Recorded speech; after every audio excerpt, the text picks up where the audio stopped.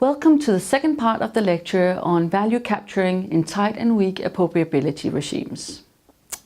In this part, I'm going to introduce you to the institutional tools that innovators can use to maximize value capturing from their inventions. That is the different types of intellectual property rights, namely patents, trademarks, copyright, and industrial designs. All four of them are going to be presented, as each of them could be essential for capturing value from new innovations in healthcare. The introduction to each of the four types of IP is done to present the tools for you to know when to apply for IP protection. This will make you aware of the opportunities so you do not rule out such protection. Some inventors find that they make their inventions public before seeking IP protection, as some types of IP protections require that inventions has not been made public in advance. Making an invention public can harm your chances for value capturing. So listen carefully to the details of each IP right. I will also ensure in the presentation that you know where to look for further information on each type of IP. Public databases are often available for you to check, so please use the links presented to look for further information that might be in your interest. Are intellectual property rights at all important? Recent statistics would say so.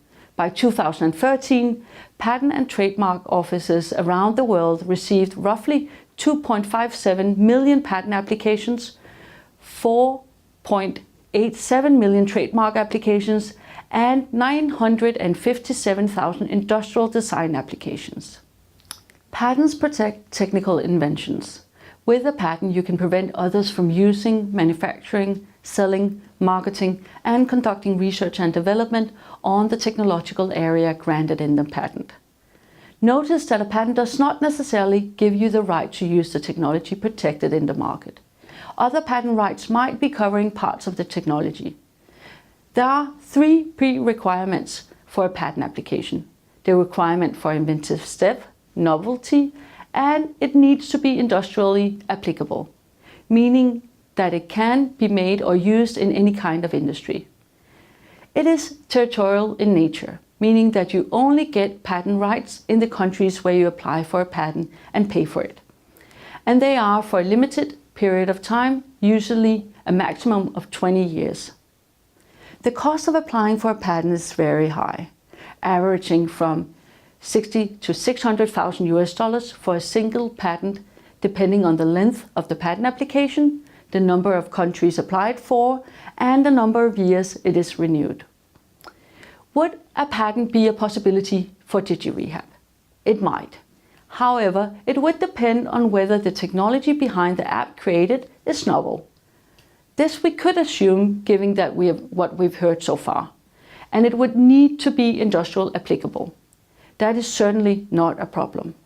But whether it would have the inventive step needed would be something that a patent agent would have to examine in detail. This would depend on the prior art, meaning that there should not be evidence that the invention is already known. To do so, patent databases are available to search for patents that have already been applied for. Several of these patent databases are free to access. One example is a SpaceNet, where you can search for different types of technologies, inventors, and so on. Please go and have a look and delve into what different firms have applied for. It might give you insights into a technology that you did not know was publicly available. Industrial design relates to the visual appearance of an article. It may be the appearance of the whole product or part of the product depending on its features, particularly its lines, contours, colors, shape, texture, and or materials of the product itself and or its ornamentation. Design registration is widely used in many industries. For example, when the first iPhone was launched, 92 industrial design applications were filed to cover different parts of the iPhone. DigiRehab might actually be a firm that could learn from Apple's strategy. Apple focuses on registering the design of different icons and graphical user interfaces, and in this way creates a user interface that their competitors cannot use. There is the requirement for novelty and that the design should have an individual character. The period of protection differs depending on country, but can be up to 25 years as in the European Union. Designs that have been applied for can be viewed publicly. Here we use the European search engine for designs applied for in the EU. You can search by type of product, the inventor, and so on. Try, for example, to search for products in the medical and laboratory equipment category, where you have approximately 11,000 designs. The very first design that shows up is a design by Aventis Pharma. A design application only costs approximately 1/10 of a patent. A trademark is a distinctive sign or indicator, most commonly a name. As you can see in this table, trademarks can end up being very valuable and not only attached to one type of industry. Whereas Apple is in the consumer appliance business, Walmart is in retail, and Amazon in books. Trademarks can potentially be protected forever. You just need to remember to pay the renewal fees every 10 years. Trademarks can also be searched internationally. Try this website.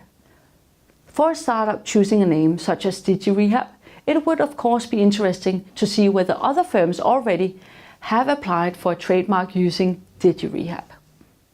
Last but not least, we have copyright. Copyright covers literary and creative works such as books, maps, dramatic works, paintings, photographs, sound recordings, computer programs, films, broadcasts, and industrial products. It arises upon fixation, for example, the moment a musical has been written down. Copyright does not need to be formally registered to be upheld. Also here, the length of protection differs depending on country, but most often copyright lasts 50 to 70 years after the death of the creator. As with the other types of rights, copyright also gives the creator the exclusive right to copy, reproduce, distribute, adapt, perform, and display. For a firm like DigiRehab, much of its protection might lie in the copyright protection on the video recordings showing the elderly how to do the different exercises, as well as in the programming. As this arises upon fixation, it might not be something that DigiRehab is currently thinking about. But securing documentation for when the different elements were produced might be beneficial in the case of imitators using their material afterwards. So whether it is the innovator that captures value from an innovation is very much dependent on a rather complex analysis of the different elements presented here.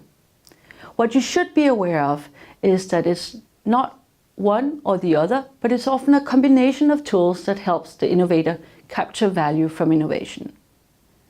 Let me just show you what firms reply when they are asked about 7 of the measures and the importance of each of them for capturing value from innovation. Here we see replies from Belgian firms. And as you can see, on average, firms highlight the fact that the strategy tools presented in the 3 columns to the right are the most important. Lead time, complexity, and secrecy are on average more effective than institutional tools such as the different intellectual property rights, patents, industrial designs, and copyrights in the left column. At the same time, we see that there are large differences between what is important depending on the industry the firm is in. The effectiveness of the different tools also indicates whether these are industries that are characterized by weak appropriability. They are the ones that have low figures for the different types of institutional tools, the different intellectual property rights. They might be furniture, wholesale, or computer services or software, whereas industries characterized by a tight appropriability regime are pharmaceuticals and, for example, research services. However, this does not mean that they do not consider the strategy tools. These tools are therefore complementary, and at the corporate or even product level, the challenge is to identify the best combination of tools to ensure an efficient value capturing strategy. It is also important to understand that even though a firm may initially be told that, for example, a patent cannot be filed given the current level of the technology, the firm might direct its research and development activities specifically towards developing a technology that can be protected in order to ensure value capturing from innovation. Whether a firm like DigiRehab is operating in a weak or tight appropriability regime is therefore something that they themselves can influence to a certain extent. Thank you very much for your attention.